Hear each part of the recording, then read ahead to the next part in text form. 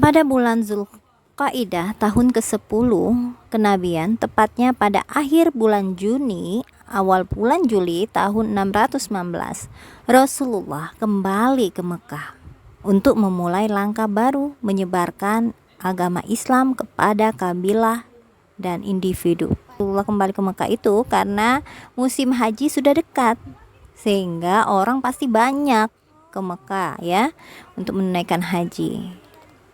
Nah, maka Rasulullah menggunakan kesempatan yang baik ini untuk mendatangi setiap kabilah-kabilah, lalu menawarkan Islam dan menyeru mereka kepada Islam.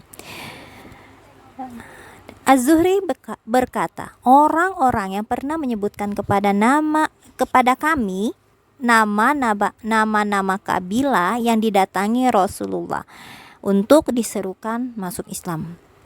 Ini ada beberapa ya, kabilah Bani Amir bin Sa'sa'ah, Muharib bin Khasofa, Fazara, Ghassan, Murrah, Hanifah, Sulaim, Bani Nasr, Bani Baka, Kinda, bukan Bakar deh, Baka, Kalb, Al-Haris bin Ka, Uzrah, dan Hadrami. Namun tak ada satupun orang dari Bani ini yang mau mendengarkan seruan Rasulullah. Jadi tidak ada yang masuk Islam. Padahal banyak sekali yang Rasulullah datangi ya. Kabilah-kabilah tadi bukan Abu Lahab dia. Kabilah-kabilah tadi ya yang ditawari oleh Rasulullah itu bukan mereka yang ditawari dalam satu tahun atau satu musim haji. Sejak tahun keempat hingga musim haji terakhir sebelum hijrah ya, usaha menawarkan Islam itu tidak disebutkan pada tahun berapa kepada kabilah yang mana. Maksudnya ini tidak ada Zuhri tadi tidak bisa memberikan penjelasan kapan orang-orang dari kabilah-kabilah ini diserukan oleh Nabi. Tapi yang jelas pada saat itu adalah pada musim haji ya, tahun ke-10 nubuwah. Beliau ini Rasulullah menawarkan Islam. Dan bagaimana penolakan orang-orang dari Bani tadi? Bani Kalb, Nabi datang sendiri ke perkampungan Bani Kalb ya, yang disebut juga Bani Abdullah. Mereka berhadapan langsung dengan Rasulullah, dan pada saat itu Rasulullah bersabda, "Wahai Bani Abdullah, sesungguhnya Allah telah membaguskan nama bapak kalian." Namun mereka tetap menolak apa yang ditawarkan itu. Tuh ya. Kemudian pada Bani Hanifah, beliau mendatangi rumah dari pintu ke pintu, dari rumah ke rumah ya. Namun tak ada satu orang pun di antara orang-orang Arab yang lebih buruk penolakan daripada penolakan dari Bani Hanifah. Jadi ditolak dengan cara yang buruk, bisa jadi dengan diejek, mungkin dikata-katain ya, kayak gitu ya. Nah, kemudian Bani Amr bin Sa'sa'ah, beliau mendatangi mereka dan menyeru kepada Allah. Bahira bin Fira, salah seorang pemuka mereka, berkata, "Demi Allah, andaikan aku boleh menculik pemuda ini, tentu orang-orang Arab akan melahapnya." Kemudian dia melanjutkan, "Apa pendapatmu jika kami berbaiat kepadamu untuk mendukung agamamu, kemudian Allah memenangkan dirimu dalam menghadapi orang-orang yang menentangmu? Apakah kami masih mempunyai kedudukan sepeninggalanmu?" Rasulullah menjawab, "Kedudukan itu hanya pada Allah. Dia meletakkan menurut kehendaknya." Kemudian Bahira berkata lagi, "Apakah kami harus menyerahkan batang leher kami kepada orang-orang Arab sepeninggalmu? Kalaupun Allah menangkanmu, toh kedudukan itu juga akan jatuh kepada selain kami. Jadi kami tidak membutuhkan agamamu." Jadi orang-orang dari Bani Amir bin Sa'sa'ah ini, terutama Bahira ini, dia menolak karena tidak ada yang bisa dipastikan apakah kedudukan setelah Rasulullah itu meninggal tetap bersama dengan mereka. Jadi mereka itu menolaknya.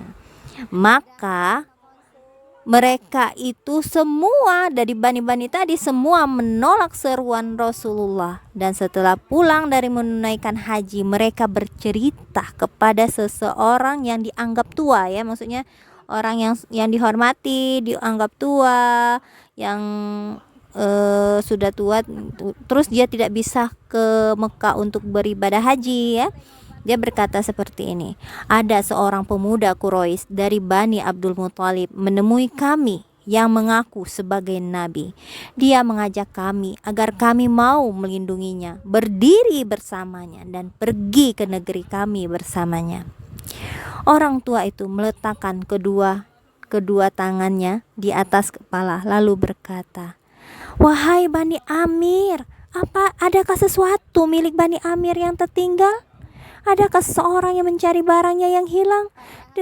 Demi diri fulan yang ada di tangannya, itu hanya dikatakan keturunan Ismail. Itu adalah suatu kebenaran. Mana pendapat yang dahulu pernah kalian kemukakan?" Jadi orang yang tertua itu, orang yang dianggap tua tadi, mengatakan bahwa apa yang diserukan oleh Rasulullah itu pun diserukan oleh Nabi Ismail, bahwa Rasulullah itu keturunan dari Nabi Ismail, ya, yang menyatakan bahwa kebenaran kayak gitu. Mereka orang tua tadi mengakuinya, sedangkan yang lain tidak. Nah, selain itu, ya, Rasulullah itu menawarkan juga kepada individu-individu, bukan cuma ke bani-bani atau kabilah yang lain, ya. Ada orang yang diam-diam, ya, yang menolak. Di antara mereka ada yang menolak baik-baik, ada pula yang orang-orang yang beriman setelah musim haji berlalu. Siapa saja mereka? Ini yang pertama ada Suwaid bin Samit, ya. Dia itu penyair cerdas. Dia penduduk Yathrib yang dijuluki juga sebagai Al-Kamil oleh kaumnya.